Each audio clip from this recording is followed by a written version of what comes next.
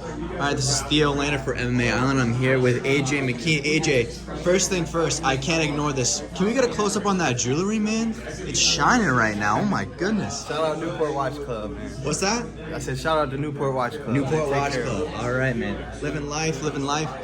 So I heard that you're moving up to lightweight for the first time in your career. It's a bit of a different opponent. What was your reaction when you got this assignment from Bellator? Well, initially I wanted to move up to 155 pounds.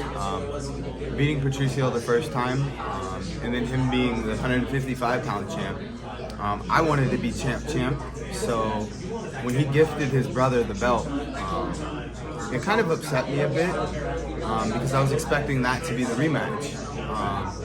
So I kind of lost a bit of motivation going down to 145 pounds again for the rematch and having to defend the title. But initially, wanting to move up to 155 pounds was ideal. But it makes complete sense. Why would he want to see a faster, bigger, stronger AJ McKee? So yeah. I've heard you say a lot recently that cut to 145 was really draining for you. Do you feel like the best version of you is at 155? We're going to have to wait and find out. I definitely feel I'm going to be faster. The main thing is making sure that I put on the weight properly. I don't want to lose my speed, so I want to continue to have the speed of a 145-pounder, but the power of a 55-pounder. I'm currently walking around at about 170 pounds, and that's during camp, during training, so I'd like to get to the point to where I'm walking around at about 175, 180. 180 obviously out of training, and then 175 during training. Do you have a history of training with 155ers and sparring, and how do you train with them? Right. I train with light heavyweights, former Bellator champ Emmanuel Newton. I train with everybody. Current training partner Yosef, he's a Turkish kickboxer. He's been doing his thing for quite a while. Who else? Yeah, I train with 55ers, 70-pounders.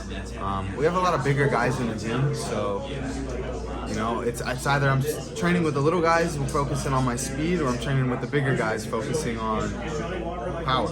Right. And so what are the kind of things that you got to really focus on and adjust for when you're in the ring with those guys at 155? And how much different do you think it'll be in the Bellator cage when you move up? I think the main adjustment is going to be the power. I don't think I'm going to have a problem with the speed factor. Mainly power, mainly power, but I have a feeling once I feel and they feel the power that I'm going to be able to bring in and utilize in the fight, that's what's going to be a big game changer. And so, yeah, you really aren't too keen on dropping down the weight for 145 unless it's a big fight. Is the only reason you go back down to featherweight in Bellator is for a trilogy fight with Pitbull? Yeah, unfinished business. Or Adam Boric. He said he wants to fight. After he beat Anthony, he said he would like to fight me one day. So, I mean, any man that wants to test their skills against mine, I respect them for that, and I feel it's the respect that I'm being given. So yeah, I would love to honor him with that fight if he goes out there and shows that he's a champion. If he can come out victorious in that fight, I wouldn't mind. I definitely feel that I have one left at 145 pounds. So this fight, you're going to be the co-main event in your hometown. You're from Long Beach. Does part of you feel a little bit maybe disrespected or slighted that you're not going to be the main event in your hometown? Nah, yeah, it's a little personal, but at the end of the day, everybody knows who the true champ is. The Mercenaries hit list, like I said, is forever complete. And my favorite Chael Sonnen quote right now, possessions is 9/10 of a law in this country. And I have possession of the real world title, with his name on it, documented. He'll never have that, Maybe we could put it on the line again for the third fight.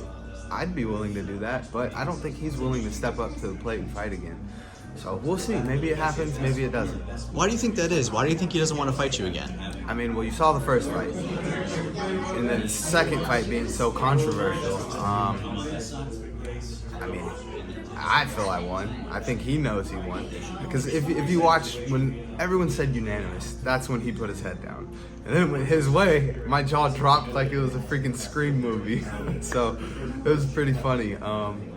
But yeah, I don't think, he knows he has nothing to bring to the table, that being my worst day, that being his best day. I would love to fight him one last time, and I'd love to retire him.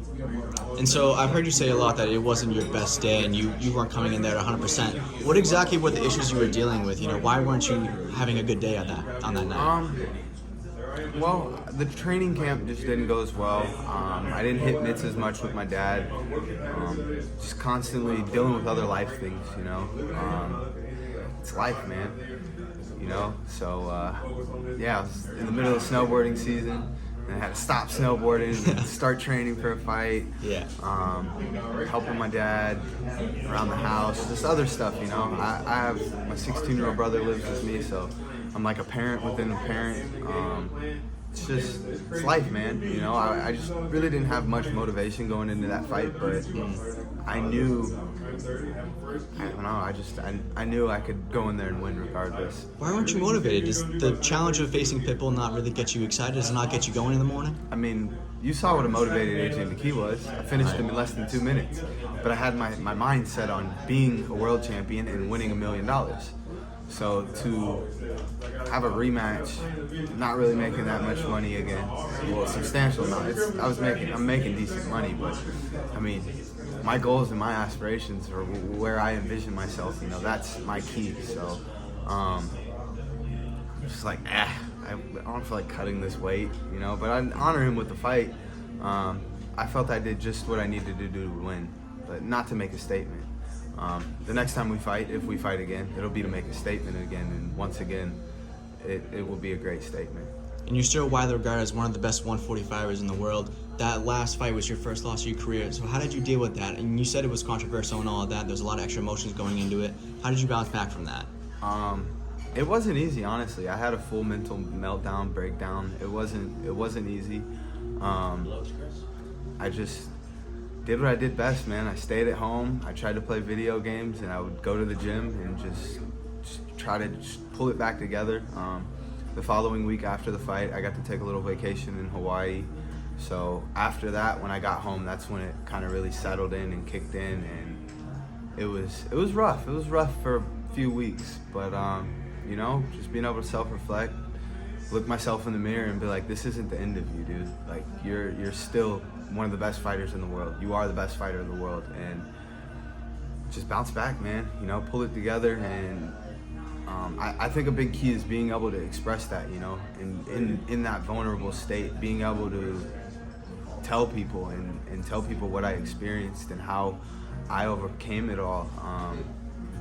That was a big part because mental awareness and mental health is a very big thing right now.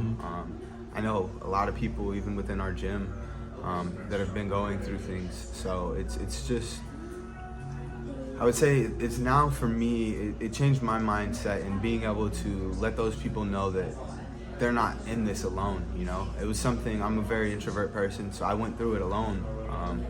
Obviously I had my little brother there, but how does he know how to help me, and I'm the one that's already helping him. So it was a struggle, man, I'm not gonna lie, but it was, I'm grateful for it because I made it through it, and it's made me stronger mentally, physically, and emotionally.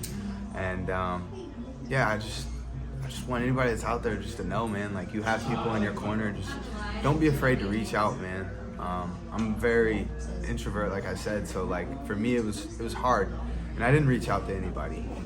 That's how hurt that I was by it. I didn't want anybody to know that I was hurt, but it's being able to get through that all and now allow people to know, like, even when you're hurt, that's probably the best time to reach out, because you have people that care about you. You have people that are in your corner and they want to help. So that was a big part. It reminds me a lot of that quote that Dominic Cruz said one day, where he said he felt at ease once he realized he didn't need the belt to be happy anymore. Yeah. Did you take a lot of inspiration from people who were in kind of similar situations as you? People who kind of lost the belt, lost the weight a little bit, and built themselves back up. Did you take inspiration from anyone else in the MMA world from that? Not really, honestly. Not really. I was just kind of like, I kind of just went through it on my own. Like, obviously being able to relate to them is a big part and see how their careers played out, but I'm kind of a perfectionist, dude. So like, I've always envisioned myself as the Floyd Mayweather of MMA. So when that loss came, it hit me hard, and it's just bouncing back, man. Being able to relate to them in that aspect, though, it's a lot. It was a lot. And that's why I understand it to a completely different dimension. Like, it took me to the core of hurt, to the core of, like, it was like a heartbreak all over again, dude. It literally shattered my world.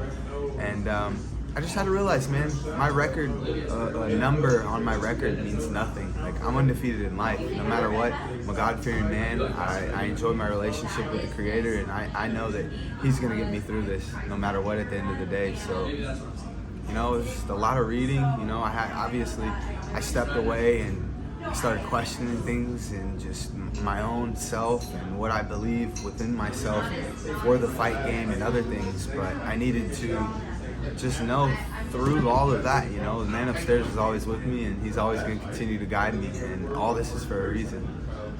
I can see that you're motivated. You're very focused on this fight. You're very focused on improving yourself as a fighter. There's a lot of extra emotions coming in this one. Hometown crowd, like we mentioned. And you obviously don't want to leave it to the judges again. Is the goal to get to a finish again? Oh, yeah. It's 3 5-minute rounds. You know, that was another thing. I'd never fought 5-5s. So right. I kind of wanted to fight 5-5s, and I knew that I was willing to fight 5-5s. So going through 5-5s, though, nah. Down in 3, dude. If I bring my pace, my full force effort for 3 5-minute rounds, I don't think anybody can deal with what I have to offer, what I truly have to offer for 3 5-minute rounds. All right. Last question, then we'll let you go. Assuming that you win this fight, you wake up the next morning, what does the headline read? 155-pound champ next? AJ, thanks for the time, man. Appreciate it. Thank you for having me. Appreciate Awesome. you.